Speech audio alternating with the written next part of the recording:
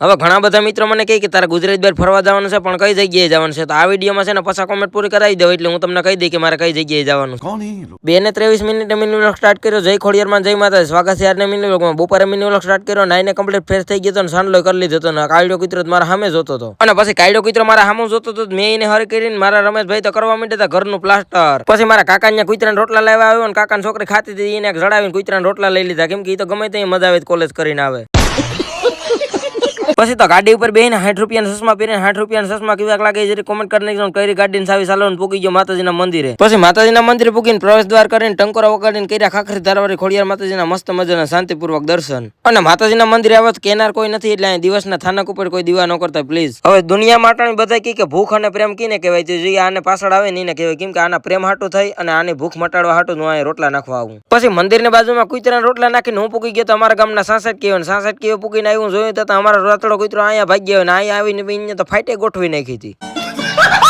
પછી હું મંદિરે આવ્યો હતા, મારો મિત્ર મિલનભાઈ મંડેર થી આવી ગયા પછી તો કર્યા એના ભેગા બધા મિત્રો હતા એને રામ રામ. અને મંદિરના અંદરના દીવાની માર્બલ તો આવી ગઈ હતી, પણ આજે પણ કારીગર નતા આવ્યા એટલે કામ અટકી ગયું છે. પછી ત્રાહિટિંગ વાળીને કાર રોડ ઉપર ચડાવીને હું પૂગી ગયો તો અમારા ગામના સોંધળી બાપા મામાદેવના મંદિરે. પછી ટંકોરો વગાડીને કર્યા સોંધળી બાપાના દર્શન ને પછી કરી લીધા મામાદેવના દર્શન. પછી ઘેરથી મારા મમ્મીને ગાડીમાં બેસાડીને હું ને મારા મમ્મી નીકળી ગયા હતા અમારા ખેતર જવા માટે.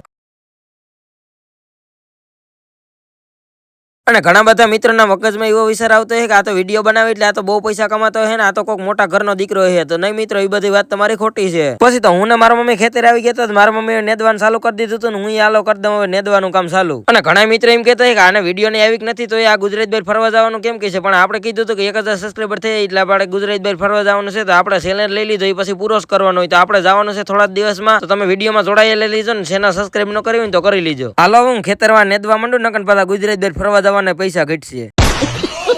પછી મારા બાપા દુકાને બેઠા હતા, એ આવી ગયા હતા ખેતર નેદવા માટે, કેમ કે વિપુલભાઈ ગયા હતા બહાર ને આજે તો બહુ નજારો બહુ મસ્ત હતો. અમારા ઘેરનો નજારો કહેવાય, મારા કલે જાવ. પછી ખેતર થી આવીને ઘડીક વાર દુકાન બેહવાનો વારો સડી ગયો, પછી આવી ગયો તો ઘેર ને ઘેર આવ્યો હતો. મારા મમ્મી હજી રોટલા કરતા હતા ને આજે રોટલા કરવાનું બહુ મોડું થઈ ગયું, કેમ કે આજે ઘડિયાળમાં 8 વાગે ગયા હતા ને હજી તો રોટલા કરવાની બાકી હતી. પછી તો હું આવી ગયો તો અમારા કુળદેવમાં માટે પ્રવેશ દ્વાર કર્યા, ટંકોરો વગાડ્યો, પછી કર્યા સાવનમાં રેણા બાપાના મસ્ત મજાના શાંતિપૂર્વક દર્શન. અને મારા મગજને બહુ શાંત રાખવા હતું હમણાં મને જ્યાં પણ કંકુની ડબલી ચડે ત્યાંથી હું પછી વર્કી જાઉં સાંતલો કરવા. પછી કુળદેવમાં માટે આવ્યો ત્યાં પણ સાંડલાની ડબ્બી હતી, પછી મેં કરી લીધો ત્યાં પણ સાંડલો. પછી તો હું ઘેરે આવી ગયો તો ઘેરે આવ્યો ને તો જમવાનું બંને કમ્પ્લીટ થઈ ગયું. અમે બધા બેસી ગયા હતા જમવાના. આ બધી જમવાની વસ્તુ હતો ને આ બે હતી વસ્તુ ફરાર ની, કે વિપુલભાઈ રહ્યા શ્રાવણ મહિનો ને જમવાનું મારે હોય. ઘેરેથી જમી કરીને આવી ગયા તમે બધા મિત્રો માતાજીના મંદિરે. માતાજીના મંદિરે આવીને કલર કામ કરવાનું હતું, પણ એ કામ અટકાવી દીધું કેમ કે થોડો વરસાદ આવતો હતો. પછી અમે બધા મિત્રો વર્ગી ગયા હતા લૂડો રમવા. પછી પેલો બીજો નંબર મારો નજીભાઈ નો આવી ગયો હતો ને આ બે હોપીને રમતા હતા, એ બે હવે હલવાણા.